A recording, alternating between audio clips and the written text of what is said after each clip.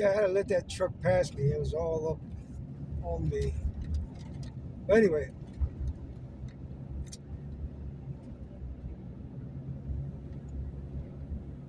I want to tell you another story about my drug addiction and how I almost lost my life. Again, I had a friend. His name was Bob. This is when I was living in Spotswood, New Jersey. What freaking crappy town that was.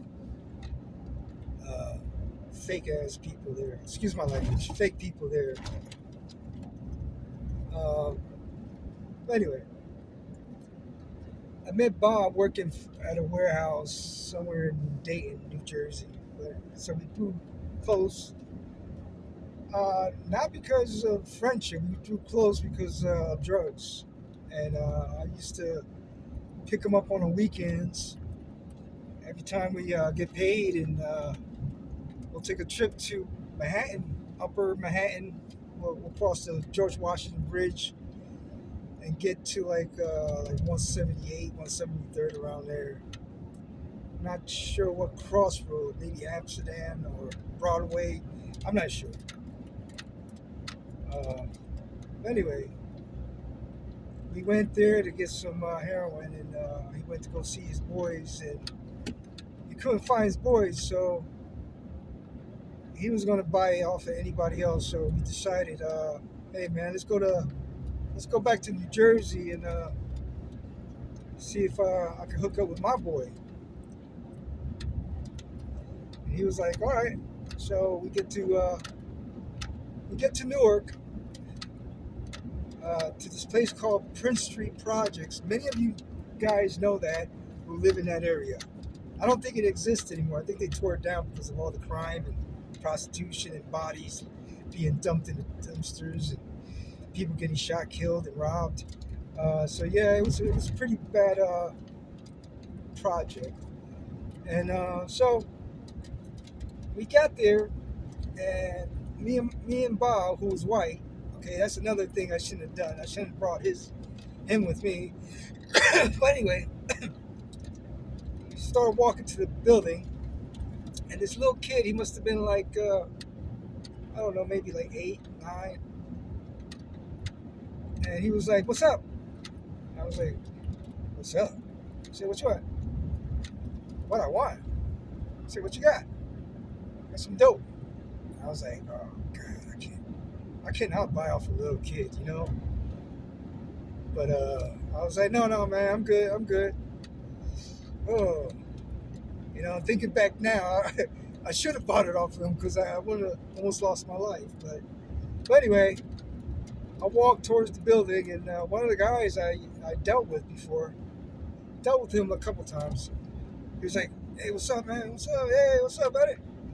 And it was like, what you looking for? I was like, "Man, I need like, I can't remember, maybe like 2 bundles, like 20 bags of dope or something for me and Bob." Uh, and so he was like, "Man, I only got like 3. But hold on, I'll go get some more." So I'm waiting there. I'm waiting. I was in a lobby waiting for him. And next thing you know, all these guys started popping up from all over the place. I would say at least, I don't know, like over a dozen people popped up. And the guy, I was like, "What the hell is this?" And then the guy comes out of nowhere. He's like, "Come here." And I was like, "All right, what's up?" And then he pulls out a gun. He pulls out a freaking gun. And then he tells me to get up against the wall. Tells me and Bob to get up the wall, against the wall. I'm looking at Bob, and Bob looked like he's on atrazine or some kind of tranquilizer because he was nodding the hell out against the wall. And I'm like, "What? Oh man, you serious? You're high right now, and we're like getting robbed right now, and you're fucking oh, excuse my language, but I'm gonna let this play. And you're high, and you're not even knowing what's going on right now, and here I am with a gun right in the back of my neck, and this guy uh, pulled the hammer back, and I'm like, okay. So I'm against the wall, and he tells me to empty my pockets out and takes the money out of my pocket. And then he tells me to take my shoes off. I had $130 in my shoes. They found that. And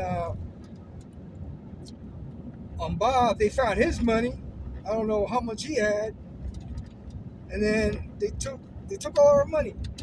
All right, so now they got what they wanted, and now it's time for them to let me go. But that didn't happen. He was like, "Walk this way," pointing a gun at me, and I walk away from the wall to the middle of the lobby or wherever I was at, and he tells me to walk this way, like facing like towards the back of the building, like a corridor going towards the back of the building. And I'm pretty sure that's where the dumpsters are at. So anyway, I'm thinking, man, this guy is going to kill us, man. Either he's going to beat the heck out of us or kill us, because there's no other reason why he won't let us go.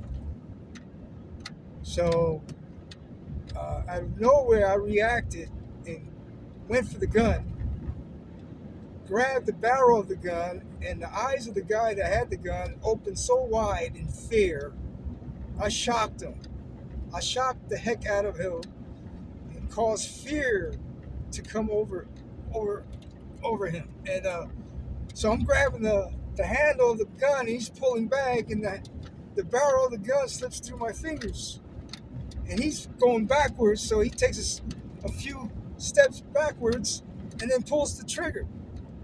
I would say he was around 8 feet away from me. And everybody that was there started running like roaches, man. They just took off running.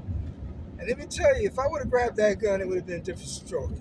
Okay, I even if it happened to me now, it would have been a story. If I was able to get that gun away from him, I would have definitely used it to defend myself. Um, so they run, and I walk out the building. Like, well, not kind of walk, like kind of jogging out the building, because he ran in the other direction. But I wanted to get there quick, get out of there quick. I run to my car. I'm in my car.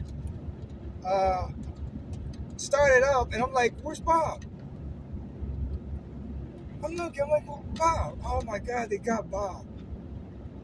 They got Bob! Bob just, I guess he was so high, and I just left him. I left him. And he was still. Last time I seen him, he was still in the corridor, high, out of his mind, and oh my God, how am I gonna tell this to his parents?" But like a minute or two later, he comes out strolling out like he's walking in the park, and I'm like, "Look at this guy! We almost got killed, and this guy is just walking out like it's sunny outside on a Sunday." He walks in the car, he gets in the car, and tells me and blames me. "Hey man, you owe me money." That was the first thing he said. "You owe me money." Here I am. I lost all my money. Here I am. I got no dough. I'm starting to feel sick. He's high. I don't know what the hell he took, but I'm here feeling sick. I lost all my money, and he's worried about his freaking money. Wow, man. It's true, man. Money is the root to all evil. That's why I couldn't care less about money. I want peace. I want serenity. I want prosperity in the form of love and family and friends that will support each other, who will love each other, and care for each other. That's what I want. I don't want this current system of things that everything is based on money. Everything is always about money. You know, if you ain't got no money, you ain't got no friends. And that's why I don't have no friends. I got money now, but I don't want them now. That's why I pulled the plug.